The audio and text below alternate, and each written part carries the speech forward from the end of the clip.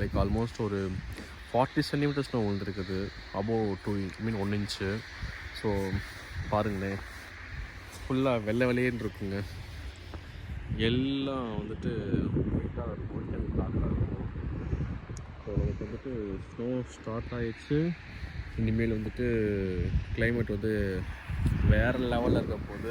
நம்ம அப்படியேவும் அது சம்மர் முடிஞ்சதா, ஸோ ஸ்னோ வந்து நம்ம அப்படியே கம்ப்ளீட் டிஃப்ரெண்ட்டாக இருக்கும். நம்ம இதை வந்து எப்படி என்ஜாய் பண்ண நம்ம வந்து இனிமேல் பிளான் பண்ண போகிறோம். ஸோ நிறையா ஸ்னோயிங் போகணும், டொபாக்கனிங் போகணும், தென் ஸ்கீயிங் போகணும், அப்புறம் skating. Last time skating try பண்ணேன் நான், என்னோடய கை வந்து ஃப்ராக்சர் ஆகிடுச்சு. அதனால் வந்து நான் இந்த தடவை ட்ரை பண்ண மாட்டேன் நான். ஏன்னா ஸ்கேட்டிங் வந்து ரொம்ப ரிஸ்கியாக இருக்குது. அண்ட் தென் ஸ்கீயிங் ட்ரை பண்ணணும், அப்புறம் ஸ்னோ போர்ட் ட்ரை பண்ணணும், ஏதாவது ஒன்று ட்ரை பண்ணணும்.